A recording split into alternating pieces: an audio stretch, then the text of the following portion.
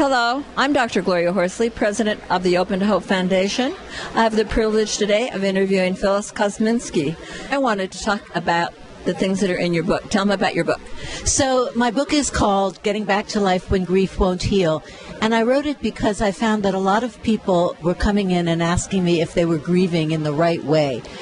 You know, we talk a lot of times about the stages of grief and moving through the stages, and what happens sometimes is that people feel like I must be doing it wrong because I was in this stage and then I moved on and now I seem to be back at the beginning, almost like it's like chutes and ladders. And then I find people having that happen the second year, particularly, all of a sudden they're like, hey, I thought I was progressing. It's really true. And of course, you and I both know that the second year, if anything, is often harder than the first for all kinds of reasons.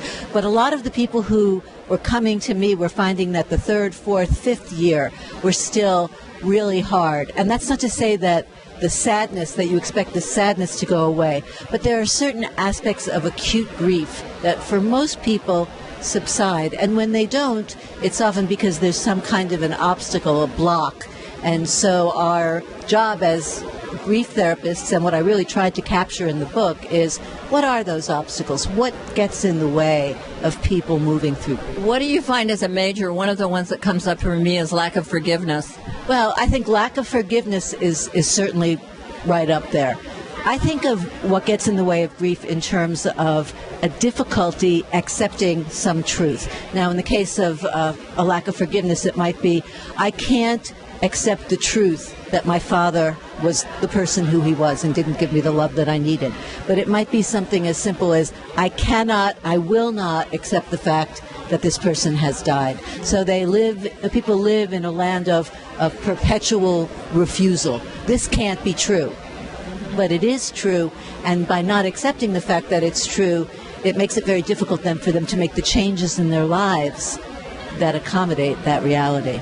It is a reality, and, it's a tough reality. It's the most tough reality, it's the toughest reality, because the truth is that the things that are most important in life are the things that we have the least control over. And so certainly losing someone that we love is one of those things.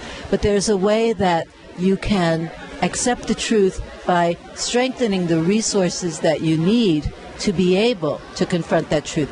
The point is not to bang somebody over the head and say, look, he's dead, deal with it.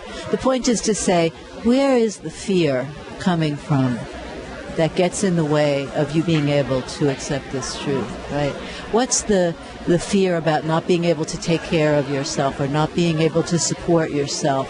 The feeling that you just cannot survive in the world if this person is gone.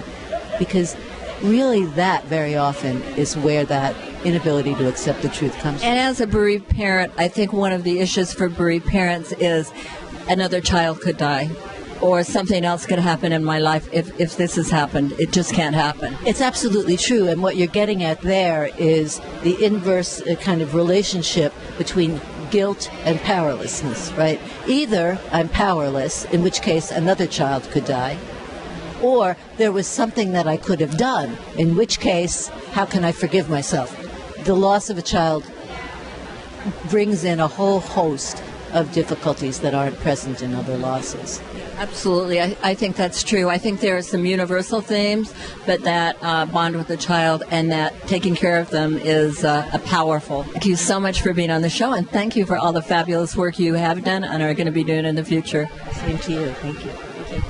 You've been listening to an Open to Hope YouTube. I'm your host, Dr. Gloria Horsley with the Open to Hope Foundation. God bless.